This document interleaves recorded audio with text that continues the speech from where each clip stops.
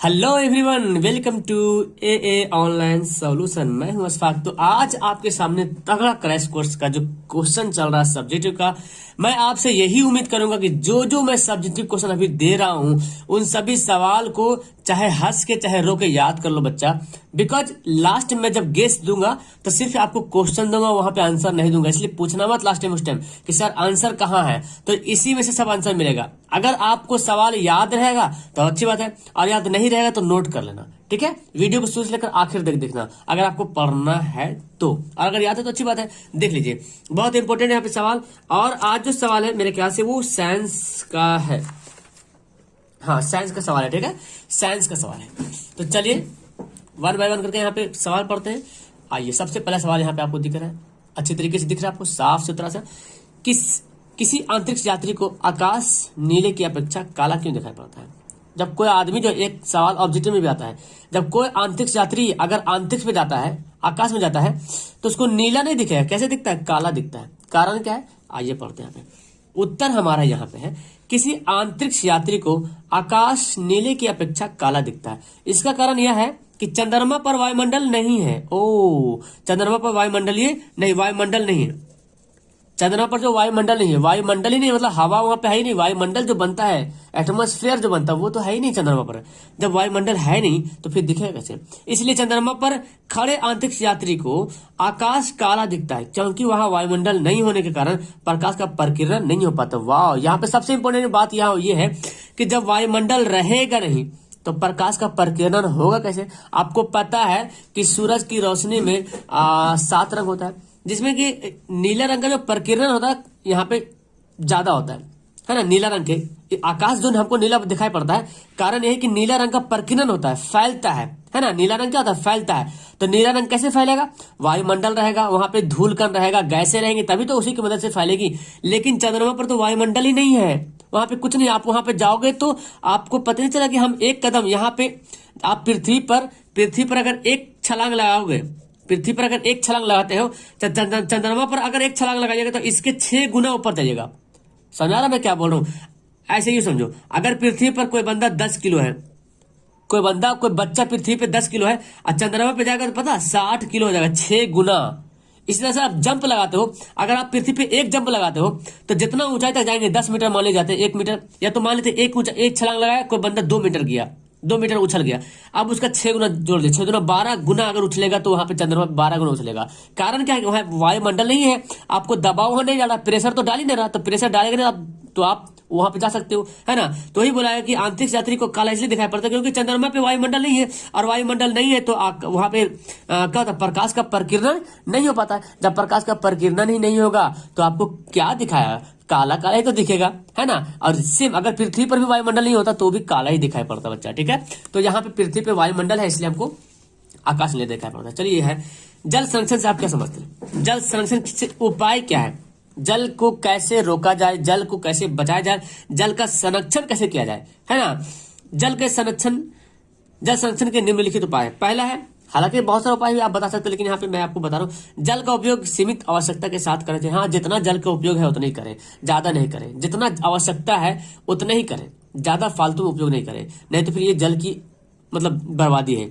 जल का कभी भी बर्बाद नहीं करना चाहिए, जल को, है ना, जल को कभी भी बर्बाद नहीं करना चाहिए। जल जैसे, मतलब कहने का मतलब है, जो जिस लायक का है, जब जिस लायक का जल है उसी टाइम हम उसको यूज करेंगे, है ना, फालतू में बर्बाद नहीं करेंगे।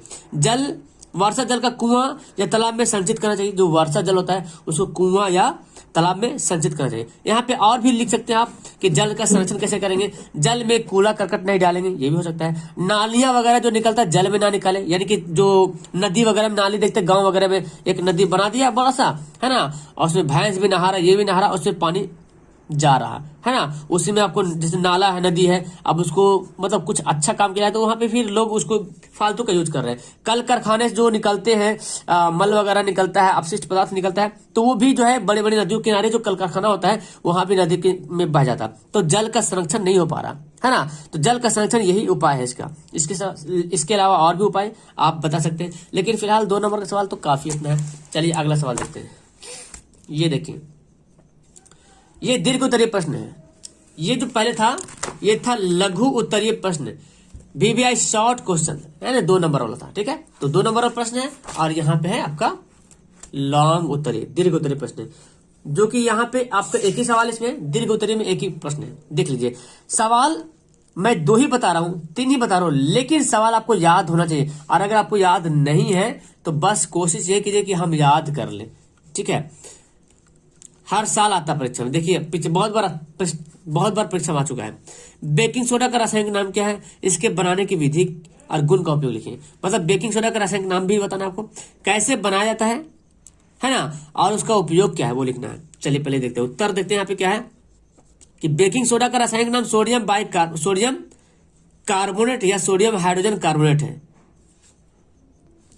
सोडियम बाइकार्बोनेट है ना, खाने वाला सोडा है ना, सोडियम बाइकार्बोनेट। तो यहाँ पे बाई लिखाएंगे, बाई लिखेंगे यहाँ पे, सोडियम बाइकार्बोनेट।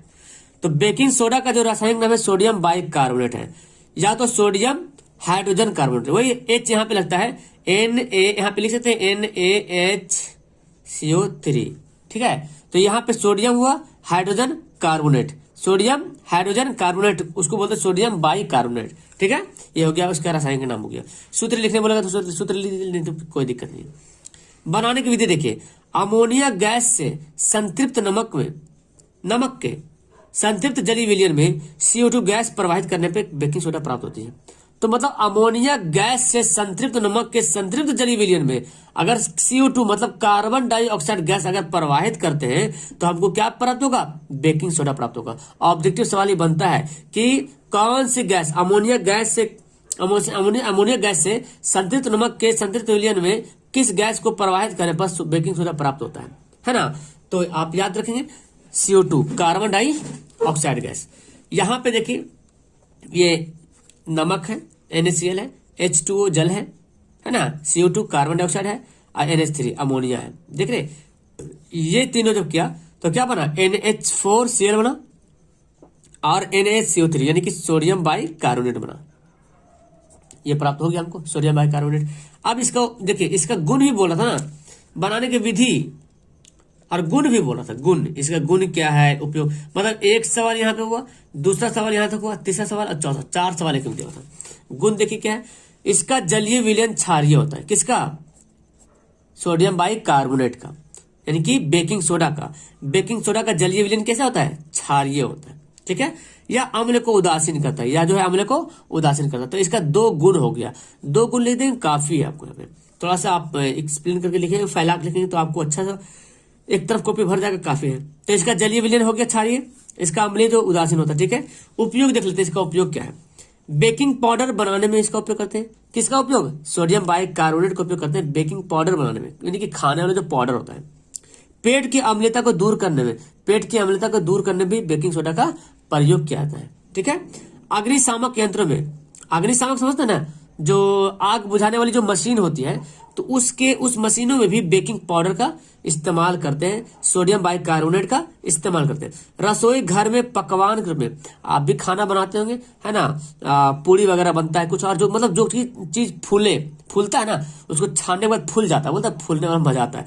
तो उसमें वो पकवान के रूप में जो है सोडियम बाइकार्बोनेट का प्रयोग किया जाता है। तो यहाँ पे आपका ये सवाल है, मुझे उम्मीद है कि अगर ये सवाल याद नहीं है तो आप इसको याद कर लो, ठीक है। इस सवाल को याद करो। देखो बच्चा, गेस के मतलब क्या होता है, अनुमान लगाना।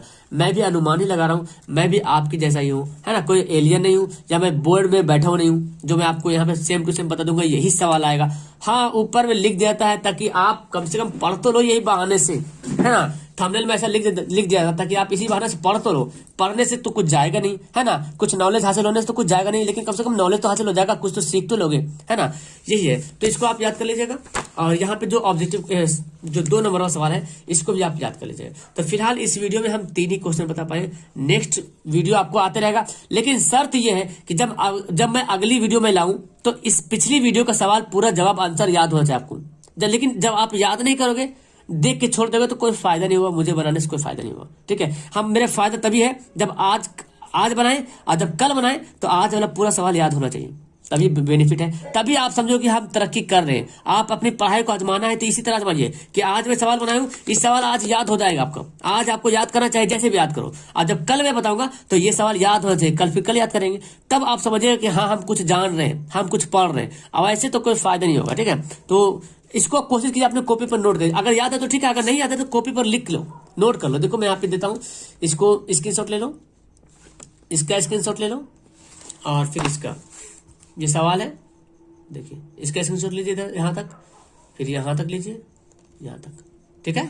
आप इसको आप नोट कर लीजिए, ओके। चलो ठीक है, तो वीडियो को यहाँ पे करता हूँ लास्ट, फिलहाल मिलता हूँ नेक्स्ट वीडियो में, okay bye, that's all, thank you everyone.